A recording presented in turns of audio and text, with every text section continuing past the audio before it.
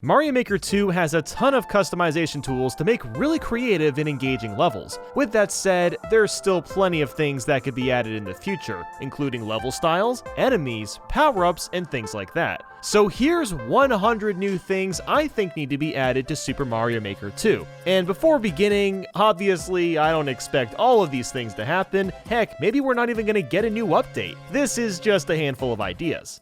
We'll start with one additional level style that could be included, and that is Super Mario Galaxy. I imagine that this would have to be framed similar to Mario 3D World, where it's kind of its own thing, because there's so many differing properties like the gravity gimmicks and star bits. In fact, I actually made an entire tier list video about what level styles seem the most likely to be included. You can check that out afterwards if you'd like. I've also got a couple of course themes that I think would be fun additions, one of them including a pipe theme. This was an entire world in Mario Bros. 3, and it's used a bit in New Super Mario Bros., and it's honestly one of my favorite aesthetics. It should be noted that the pipe theme is kind of included with the Mario Bros. 3 jungle theme, but that doesn't really count. Next, I'd like to see a rock theme. I'm kind of surprised this wasn't already included. This is one of the last common themes that aren't in Mario Maker 2 already. So now let's move to characters that could either be clone skins or have a unique playstyle. Peach could very easily be a skin or have her special ability of floating in the air. She's already playable in Mario 3D World, so I don't see why she can't be included here. ROSALINA is next, and again, she was playable in Mario 3D World, so she very well could come into Mario Maker 2 with her signature spin attack. This would be especially surreal if paired with a Mario Galaxy level style. Now, Wario would likely just be a skin if he was added, but it would be really cool if he had his run attack from the Wario Land games. And with that, perhaps he could topple some enemies or break through blocks. Waluigi would be an interesting pick, and very likely just a skin. Perhaps Nintendo could create some sort of air swimming move for him, but that's pretty unlikely. Ever since the inclusion of Link being able to use his sword and bomb, that's opened the door to other NES characters like Kirby. His main gimmick, of course, would be multiple jumps and being able to suck up enemies. Maybe if he eats specific enemies like a Fire or Hammer Bro, he could become Fire or Hammer Kirby respectively. Next up, we've got Yoshi. And yes, I'm well aware that he is in the game already since you can ride him around with Mario, but it'd be really cool to actually play as Yoshi, and to be able to flutter jump, eat enemies, and throw eggs just like in Yoshi's Island. Samus would be another awesome addition. If included, the ability to curl up into a ball, use morph bombs, and shoot little pellets could be really fun. Now, Fox would be insanely cool. If he had the ability to shoot lasers as well as use his reflector against enemy attacks, that could be incredibly satisfying. And of course, Pit would be another great addition. He has multiple jumps, can shoot light arrows, and also has his reflector, the Guardian Orbiters. He's not the biggest character out there, but if Nintendo keeps adding classic NES characters, it would only make sense. Or maybe Nintendo wants to be crazy and just throw in Sonic. All that he'd really need is the ability to spin dash and maybe have an overall faster running speed. This could make for some exhilarating speed levels, which are already pretty popular to play. Now, let's move on to some small house cleaning measures that could be made. Having a chance to create folders or playlists to play saved levels is very much needed. Some people have loads of levels saved for replaying, but trying to seep through and find what you want can be quite cumbersome. So being able to have folders that you can name whatever you want would be a godsend. And this next point is a smaller detail, but it would be great if you could pick and choose any of the songs in the game for your level. You can kinda do that to an extent with the sound effects, but I'm talking about the background music in particular.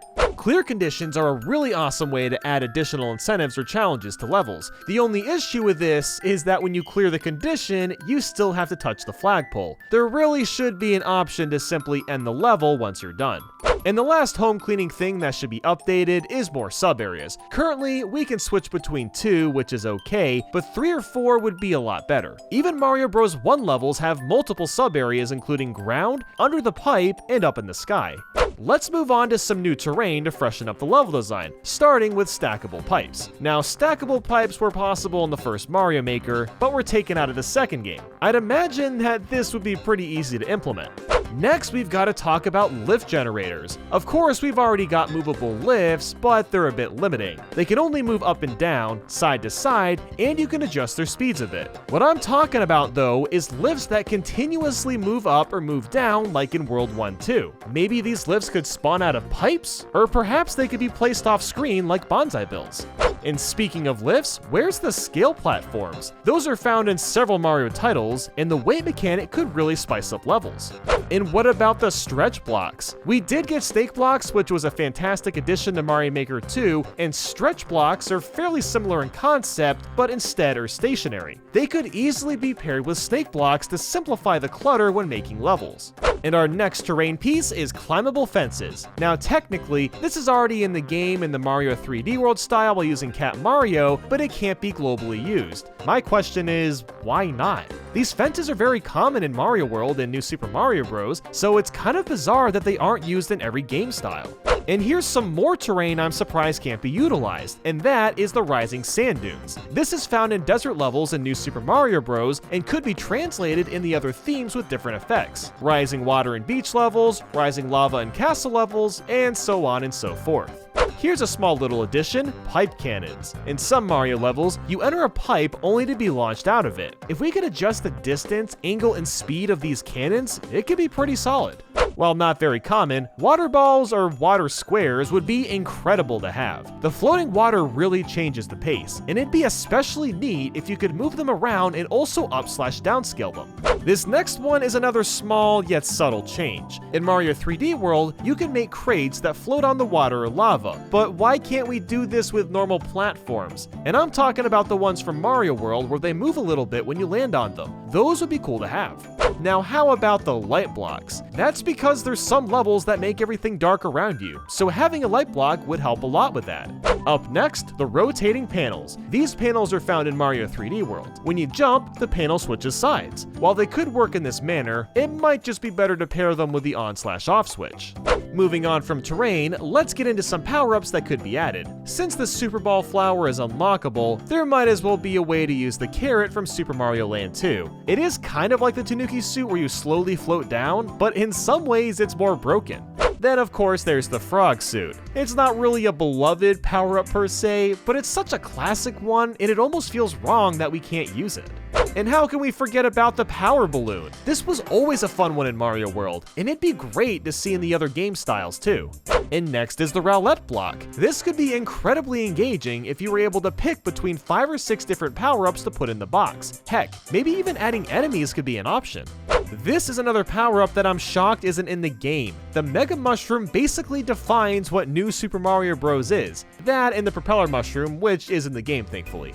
And of course, I gotta talk about the Mini Mushroom. This item would work so perfectly with Mario Maker 2. There's already so many miniaturized enemies that exist that could easily be paired with the Mini Mushroom, and we'll get to some of those enemies later on. Now the blue shell is by far my favorite New Super Mario Bros. Power-up, and it's a shame we can't use this. Being able to surf around in the shell is tons of fun. Heck, I tried to beat the whole game with the blue shell. It's pretty bizarre that the Ice Flower nor the Penguin Suit are power-ups either. The Ice Balls would allow for some awesome new level ideas, being able to freeze enemies and whatnot.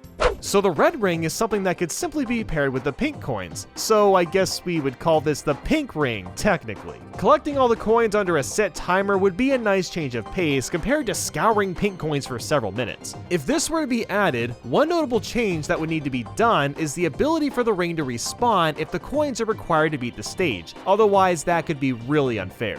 The Super Acorn is another flying power-up that's kind of like the Tanuki suit, but it has its differences. It's really bizarre that it's not in Mario Maker 2, since the New Super Mario Bros. Game style this is based off of is the Wii U version.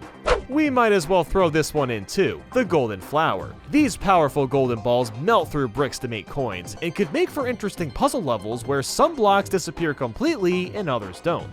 There's not much to say about 3-up moons. They would just be a nice little variation to the usual 1-ups.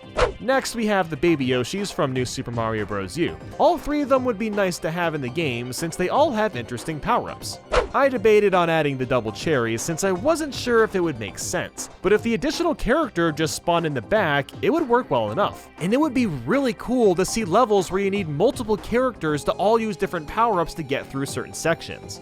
And then we've got the Boomerang Flower. I'm actually a bit surprised this isn't in the game already. It's pretty self-explanatory. You throw boomerangs. And here's a power-up item that could get kind of messy, and that is a clock to add time. There would definitely need to be a limit so the time can't go on for forever, but it could add some intensity to levels. And perhaps another variation of the clock is the stopwatch from Mario Bros. 2. The watch would freeze all enemies temporarily, and maybe there could be a way to set how long the watch lasts. Okay, here's a wild idea, an assist block. This is something that could be used in endless mode for normal or easy levels if players are struggling. And to show that a particular level has an assist block, maybe some sort of icon could show up during the title screen. For any of this to take effect though, you would need to prove you can beat the level with and without the assist block, as that would likely contain a P-Wing. Although now that I think about it, maybe it's a bad idea, but I wanted to throw it out anyway. So now let's move on to bosses. And to start, how about a way to add or remove hit points? I think we can all agree that Boom Boom as an example is extremely easy, so why not be able to add 5 hit points instead of 3? Maybe there could be a way to increase the speed of Boom Boom's movement for more difficulty too. Now let's real quick move on to Bowser. He can breathe fire, which is nice, and the 3D World version is Meowser for some extra variety. But why can't we add the ability for him to throw hammers, or use ice balls, or just other power-ups in general? Now yes, you could stack a Hammer Bro on top of Bowser and call it a day, but that's kinda lame if you ask me. For the rest of this list, we're gonna mostly rapid fire since all we have left is bosses and enemies, which don't need much explanation. Starting with the Koopalings, it's kinda surprising they aren't variations of Bowser Jr. Moving on though, we've got Reznor, Boss Sumo Bro, Birdo, Mauser, Wart, Mummy Pokey, Cheap Skipper, Monty Tank, Petey Piranha, and Lecky Thunder. Now, I know a lot of these bosses don't have a high chance, but even if a couple were added, it would improve the game so much more. But now, on to the enemies. We've got the Shy Guy, Big Bertha, and real quick, I'll mention that the Porky Puffers behave similarly to Big Bertha in the 3D World game style, but with that said, they aren't the same creatures, and the Porky Puffers are only in the 3D World style and not global.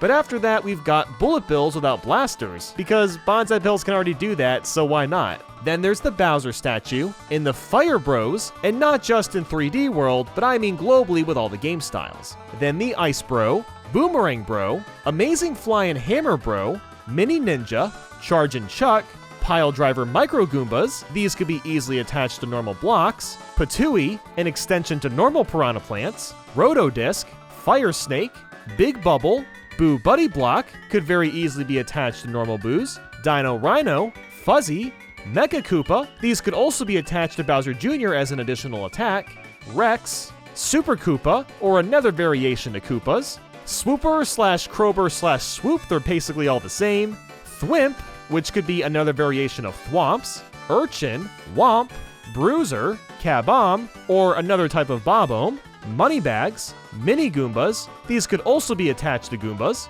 Scuttlebug slash Skeeters, Snailcorn, Unagi, Dragoneel, Flip Russes, Grolls, Waddle Wings, Hucket Crabs, Plessy, Blockstepper, Conkdor, and these could be placed in the background and work like Bonsai Bills do, and finally, Walleye.